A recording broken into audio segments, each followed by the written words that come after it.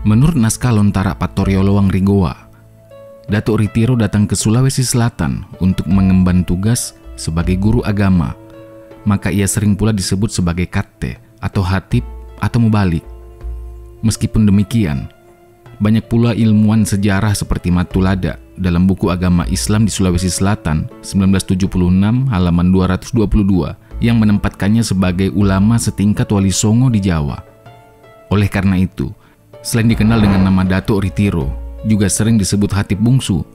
Gelar hatib di depan nama Datuk Ritiro, sebagaimana juga Datuk Sulaiman dan Datuk Ribandang, jelas merupakan pemberian masyarakat Bugis dan Makassar, tempat mereka berdakwah.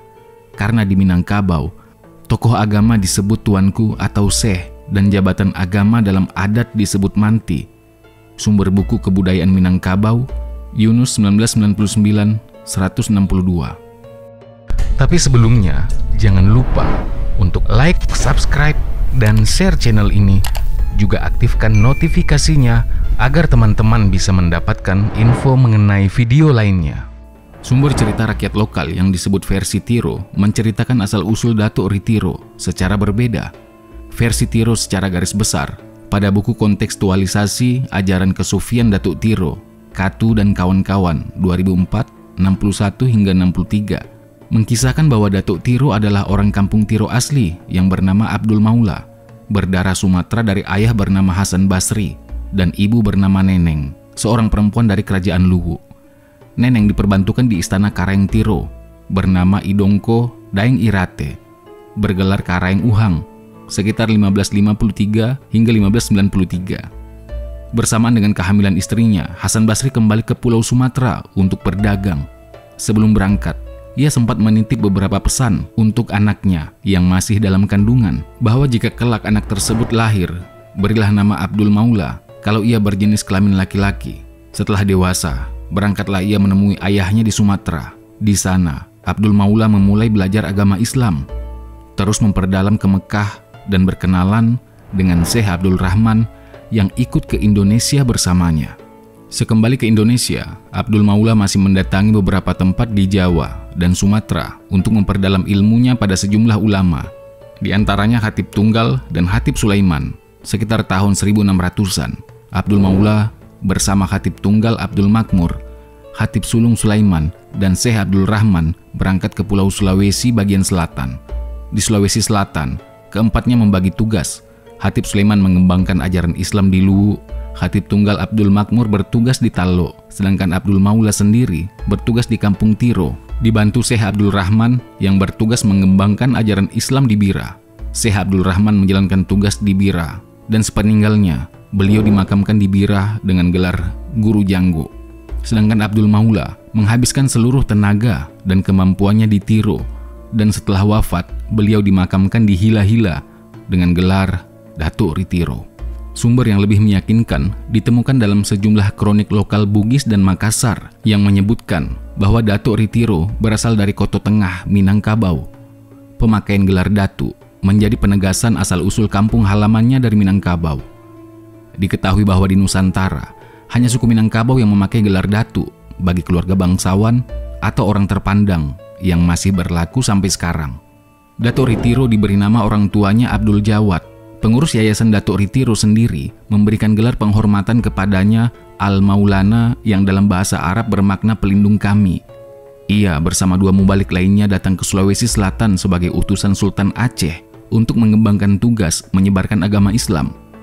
Datuk Ritiro pertama kali belajar agama Islam di Aceh bersama dua orang lainnya yang datang bersama ke Sulawesi Selatan, yaitu Sulaiman dan Abdul Makmur. Datuk Ritiro berangkat ke Sulawesi Selatan bersamaan dengan masa berkembang pesatnya kerajaan Aceh di bawah pemerintahan Sultan Muda Alaidin Ali Riyad Shah keempat 1589-1604 Masehi. Pada masa pemerintahan Sultan ini, ekspedisi ulama keluar kerajaan Aceh berlangsung pesat. Datuk Ritiro menerima tugas Sultan Aceh, lalu berangkat dari Minangkabau menuju Riau, kemudian menyeberang ke Johor. Di Riau dan Johor, Datuk Ritiro belajar mengenai kebudayaan masyarakat Sulawesi Selatan dari pelaut Bugis dan Makassar. Karena itu, sebelum ke Sulawesi Selatan, Datuk Ritiro bersama Datuk Patimang dan Datuk Ribandang telah mengetahui dan memahami budaya daerah tujuan lewat orang Makassar dan Bugis yang berdiam di Riau dan Johor. Tatkala bekal pengetahuan kebudayaan daerah tujuan dianggap sudah cukup, mereka kemudian berangkat atas fasilitas Sultan Johor. Sebelum Datuk Ritiro sampai di Sulawesi Selatan, ia terlebih dahulu singgah berguru lagi di tanah Jawa dengan Wali Songo bersama Datuk Patimang dan Datuk Ribandang.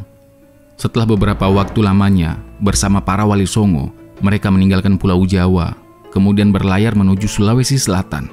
Saat mengislamkan Raja Tiro, cerita rakyat setempat menyebutkan bahwa Datuk Ritiro mendarat di Limbua, sebuah tempat di pesisir bagian timur Kampung Tiro yang masih dipandang tertua dan dikeramatkan sampai sekarang.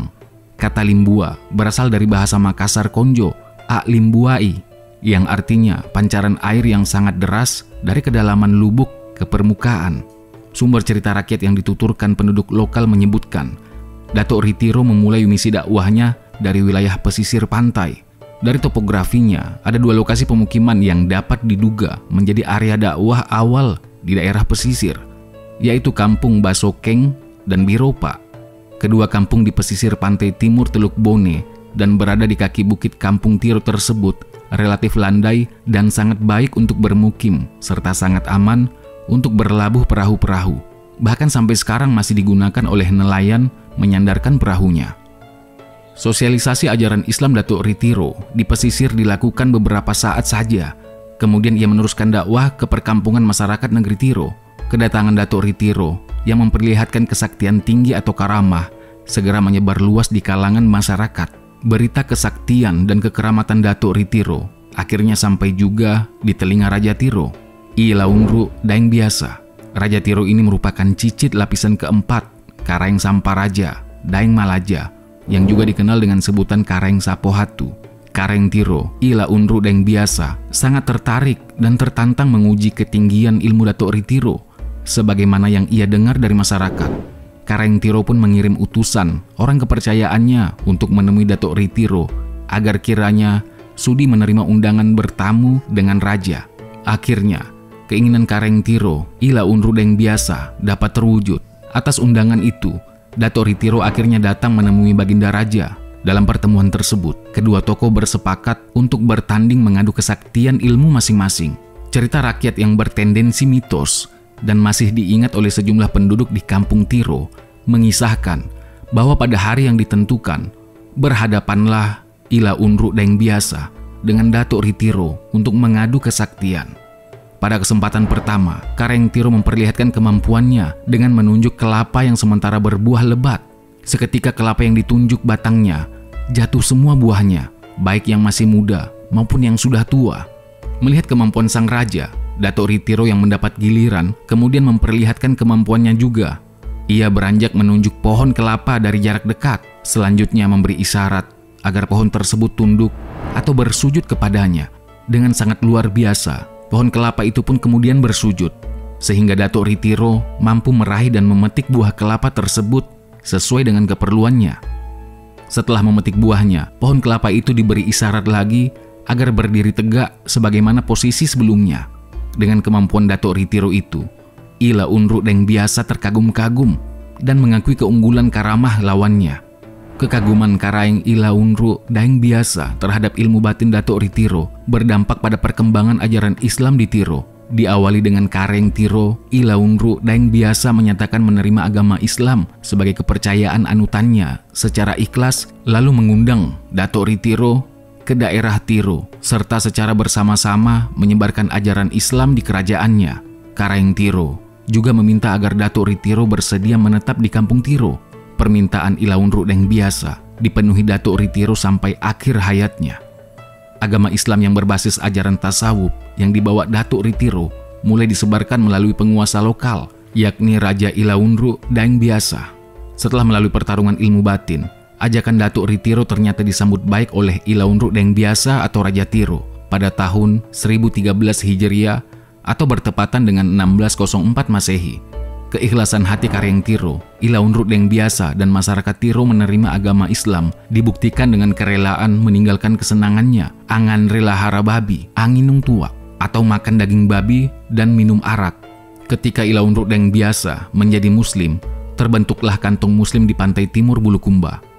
Terbangunnya kekuatan Muslim menyebabkan masyarakat Kajang harus membuat kesepakatan secara simbolis. Semua buah-buahan, terutama kelapa yang tumbuh di kampung Tiro, jika buahnya berada pada bagian barat dari pohonnya, menjadi hak orang Kajang. Sebaliknya, semua pepohonan di Kajang, terutama kelapa, jika buahnya berada pada bagian timur dari pohon tersebut, menjadi hak orang Tiro. Sumber buku kontekstualisasi ajaran kesufian, Datuk Tiro, Katu, 2004, 72-73.